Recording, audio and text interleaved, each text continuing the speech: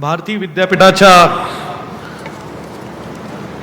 59व्या वर्धापन दिनाच्या निमित्ताने आज 10 मे सन 2023 रोजी जो हा समारंभ आपल्या सर्वांच्या साक्षीने इथे संपन्न होत आहे, त्या समारंभासाठी आजचे प्रमुख पाहुणे राजस्थान राज्याचे लोकप्रिय मुख्यमंत्री आमचे नेते आदरणीय अशोकजी गेहलोत साहेब, या कार्यक्रमासाठी आवर्जून उपस्थित असणारे महाराष्ट्राच्या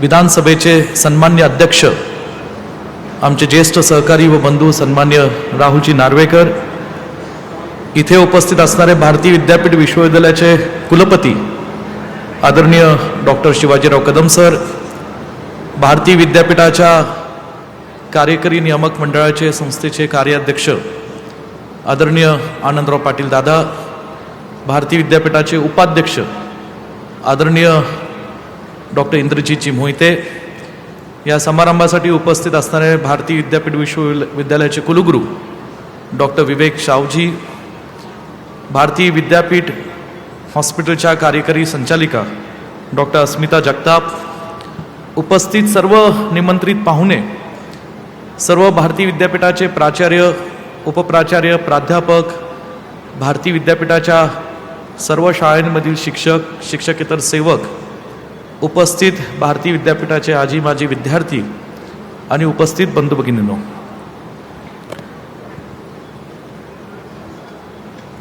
I am very fortunate that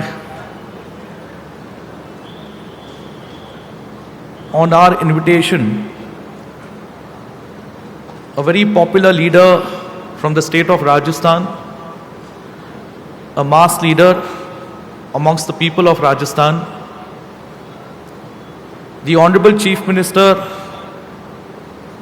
Shri Ashok Gehlot ji has accepted the invitation of Bharatiya Vidyapit and Bharatiya Vidyapit University to be the Honorable Chief Guest for the 59th Foundation Day program of Bharatiya Vidyapit on 10th May amongst us here today. Honorable Shri Ashok Gehlot ji had committed to us that he would arrive here today morning and be a part of the celebrations of the Bharatiya Vidyapit Foundation Day program.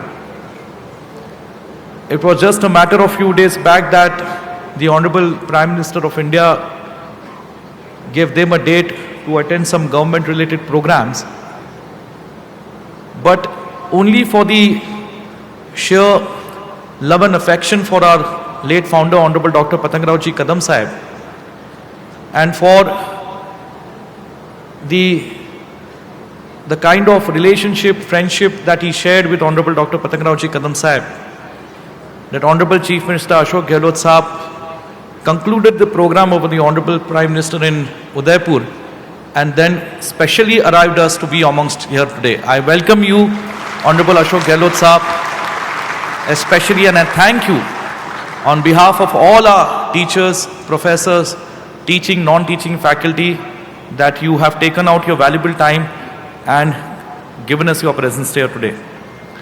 I would like to welcome Honorable Shri Rahul Narvekar ji. Shri Rahul ji has been a dear friend of mine for the last more than 10-15 years. Today he represents the Colaba constituency from the city of Mumbai. He's a law graduate and an excellent spokesperson that we have all seen and heard on various news channels, speaking on not only political topics but also socially relevant topics for our country and the state of Maharashtra. He has been representing the Colaba constituency for 2 consecutive terms in the Maharashtra Legislative Assembly, and today we are honored to have him because currently he stands to be the youngest speaker of the Maharashtra Legislative Assembly in the history of Maharashtra and the history of in our country today. मैं कुछ शब्द गहलोत साहब आपकी अनुमति लेके कुछ शब्द हिंदी में कहना चाहूँगा, कुछ शब्द इंग्लिश में कहने की प्रयास करूँगा। मैं बहुत बहुत धन्यवाद कहना चाहूँगा। आज मैं थोड़ा भावुक हूँ क्योंकि मेरे पिताजी पतंगराव जी कदम साहब के साथ आपके बहुत ही गहरे रिश्ते थे और पिछले कई सालों से आप उनको बहुत करीबी से जानते थे। कई बार मेरे पिताजी के साथ मैं आपके साथ मिला हूँ और हर बार जो प्यार मोहब्बत जो सम्मान आपने उनको दिया है वो मैं मेरी ज़िंदगी में नहीं भूल पाऊँगा। आपने हमेशा उनके जिस स्थिति से मेरे पिताजी ने उनकी जीवन की शुरुआत की, जिस गरीबी की परिस्थितियों को वो उसको लड़ते हुए आज चाहे उनकी राजनीतिक प्रवास हो या शैक्षणिक प्रवास हो, जिस तरीके से उन्होंने काम किया, ये सब इतिहास आप उनका जानते थे और बार बार कई शब्दों से उनका सम्मान स्वरूप कई शब्द हमें सुनने मिले। आज गहलोत साहब, मैं कुछ चंद शब्द भारतीय विद्यापीठ के बारे में आपको कहना चाहूँगा। भारतीय विद्यापीठ की स्थापना ऑनरेबल डॉक्टर पतंगराव जी कदम साहब ने 10 मई 1964 साल में की, जब वो केवल 19 साल की उम्र में थे। 16 साल की उम्र में वो पुणे आए। एक ट्रक में बैठे हुए एक नौजवान थे जो सिर्फ अपनी 10वीं पास करके एक छोटे से गांव में वो पुणे आने का उन्होंने साहस दिखाया। यहाँ आते वक्त उन्होंने वो शिक्षा से बहुत उनको लगाव था क्योंकि जिस गांव में उनका जन्म हुआ वो सिर्फ 400 लोगों की बस्ती थी। एक वहाँ से अकाल स्थित प्रभावित वो गांव था सुनसल, हमारा गांव। खुद की प्राथमिक और माध्यमिक शिक्षा के लिए वो कई कोसों दूर चलते थे और वो सब कठिन परिस्थितियों को देखते हुए उन्होंने मन में ठान ली थी कि जिस गांव से मैं आता हूँ, जिस किसान परिवार से मैं आता हूँ, उस परिसर के लोगों के लिए, किसानों के लिए, उनके आगे की नौजवान पीढ़ी के लिए वो एक एजुकेशन इंस्टीट्यूशन की शुरुआत करेंगे। लेकिन फिर भी उनमें एक जिद थी और वो पुणे में आए। 2 साल उन्होंने रैयत शिक्षण संस्था के साधना विद्यालय में वो शिक्षक करके नौकरी की। उसी स्कूल में वो रहते थे और 10 मई 1964 साल की उस तारीख पे उन्हें भारतीय विद्यापीठ की एस्टैब्लिशमेंट की।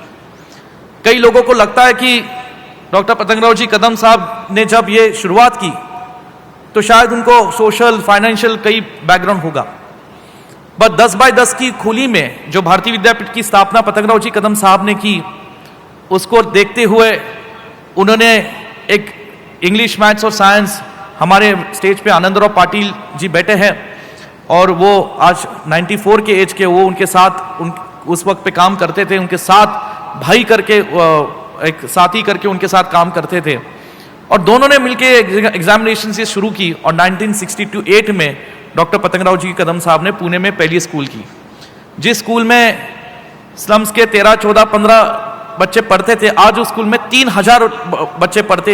ये बहुत गर्व की बात हमेशा हमें लगती है। उसके बाद कभी पीछे हटकर उन्होंने देखा नहीं। आदरणीय डॉक्टर पतंगराव जी कदम साहब ने एजुकेशन को बहुत दिल और जान में लेते हुए भारतीय विद्यापीठ का विस्तार लोगों की आशीर्वाद से किया। तो धीरे धीरे ये भारतीय विद्यापीठ की कई सारी स्कूल्स, कॉलेजेस ये लोगों की आशीर्वाद से बढ़ती गई। पुणे से बाहर कई गांव में हमने स्कूल्स बनाई। आप तो जानते हैं कि जब भारतीय विद्यापीठ का जिक्र किया जाता है तो भारतीय विद्यापीठ यूनिवर्सिटी, मेडिकल कॉलेजेस का जिक्र किया जाता है, लेकिन कई लोगों को मालूम नहीं कि आज भी भारतीय विद्यापीठ के 80 से 90 स्कूल्स ये महाराष्ट्र के ग्रामीण गांव में बसे हैं और गांव के बच्चों को पढ़ाने का बड़ा काम आज भारतीय विद्यापीठ के माध्यम से हो रहा है। हमेशा वो कांग्रेस की विचारधारा से काम करते रहे और कई सालों तक मंत्री तक महाराष्ट्र के राज्य में यहाँ पे उन्होंने काम करता रहा।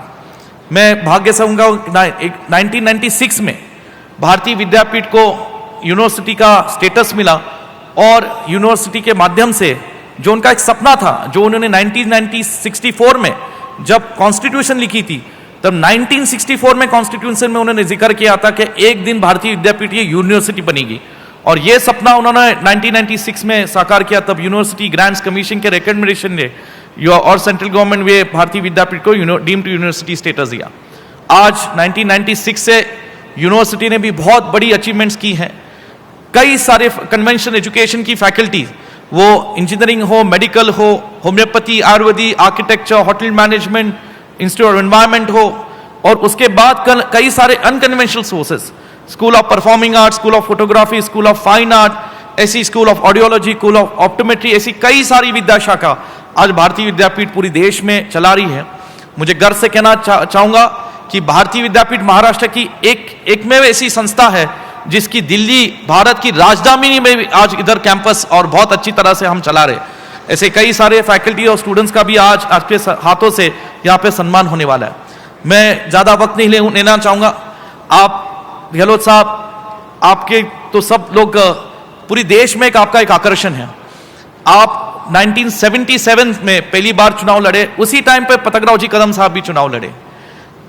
1980 में आप विधायक बने, उसके बाद लगातार 5 टर्म एमपी बने आप, और सबसे कम वयु के आप केंद्रीय मंत्रालय में इंदिरा जी गांधी के बहुत चाहते थे आप, और उनके मंत्रालय में भी मंत्री, कम उम्र के मंत्री बनने का आपको एक मौका मिला। आज हम लोग बड़ी गर्व और खुशी की बात होती है कि 3 बार मुख्यमंत्री, पूरी टर्म करने वाले मुख्यमंत्री राजस्थान के, ऐसी आज आपकी पूरी देश में एक पहचान है, और एक मास लीडर करके एक बड़ा आकर्षण पूरी देश में आज राजस्थान के बाद आपको माना जाता है। ऐसे एक सीनियर लीडर आज हमारी भारतीय विद्यापीठ के हमारी सब प्राध्यापक और टीचर्स को उनको मोरल बूस्ट करने के लिए आप यहाँ पे आए, बहुत बहुत धन्यवाद। राहुल जी के बारे में मैंने कहा कि मेरे दोस्त है, मेरे बड़े भाई हैं, और आज पतंगराव जी कदम साहब के बहुत नजदीकी वो भी रहे, कम उनकी उम्र में उनका और पतंगराव जी कदम साहब का भी अच्छे रिश्ते और संबंध रहे।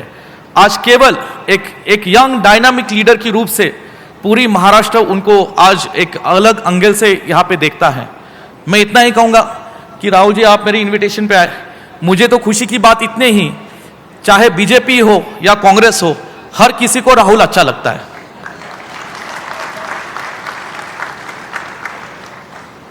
और इस मौके के लिए राहुल जी तुमचे खूप खूप धन्यवाद, कारण सगळेजण तुम्हाला गेले 10 वर्षापासून टीव्हीवर पाहतायत। तुमच्या वेगवेगळ्या विषयांवर तुम्ही ज्या पद्धतीने अभ्यासपूर्वक तुम्ही तुमच्या भावना मांडता, तुम्ही परखड मत मांडता, हे सगळं आज पाहत आहेत, आणि म्हणून एक मोठ्या प्रमाणात तरुण वर्ग सुद्धा तुमच्याकडे आकर्षित आहे, आणि निश्चितपणे आपलं मनोगत ऐकण्यास आम्ही उत्सुक आहोत। मी जास्त वेळ घेणार नाही, आज ते लंडनला जाणार आहेत। लंडनला जात असताना सुद्धा भारतीय विद्यापीठाच्या निमंत्रणाला मान देऊन वेळात वेळ काढून या ठिकाणी उपस्थित राहिले, त्याबद्दल मी त्यांचे मनापासून आभार मानतो। मी पुन्हा एकदा अशोक गेहलोत साहेब यांचे मनापासून धन्यवाद मानतो की साहेब तुम्ही आज या कार्यक्रमाला आलात। मी सगळ्यांना विनंती करेल की एवढा वेळ एक मोठा माणूस आपल्यासाठी काढू, आपण टाळ्यांच्या कडकडात या ठिकाणी आपण त्यांचं स्वागत करूयात। अशोक गेहलोत साहब, बहुत बहुत धन्यवाद। ये पूरी हमारी भारतीय विद्यापीठ के बहुत बड़े अचीवमेंट्स हैं। मैं पढ़ने जाऊंगा तो शायद मुझे आगे 20 मिनट लेने पड़ेंगे कि मैं जानता हूँ राहुल नार्वे जी को जाना है, आपको भी जाना है, लेकिन कुछ शब्द कहना चाहूँगा कि आज रिसर्च पे बहुत बड़ा फोकस भारतीय विद्यापीठ यूनिवर्सिटी का है। हमारे चांसलर खुद एक एजुकेशन सेक्टर के बड़े नामांकित व्यक्ति है, जो फार्मेसी काउंसिल में बहुत बड़ा काम रहा, यूजीसी में उनके काम रहा। डॉक्टर शिवराज कदम सर आज हमारे चांसलर रहे, उनका एजुकेशन पे बहुत बड़ा भर है। नेशनल एजुकेशन पॉलिसी अभी नहीं आए हैं, उस दिशा में आज हमारा भारतीय विद्यापीठ और भारतीय विद्यापीठ यूनिवर्सिटी का कामकाज चलेगा।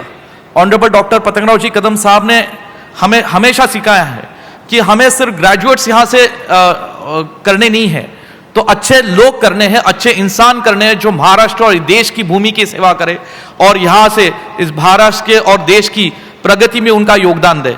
यही हमारा भारतीय विद्यापीठ फैकल्टी और टीचिंग नॉन टीचिंग फैकल्टी का उद्देश्य है। उसी डॉक्टर पतंगराव जी कदम साहब के उद्देश्य पे आज हमारी यह दिशा चल रही है। मैं बहुत ज्यादा वक्त नहीं लेते हुए आपका बहुत बहुत धन्यवाद करते यही रुकूंगा। जय हिंद, जय महाराष्ट्र। एबीपी माझा, उघडा डोळे बघा नीट।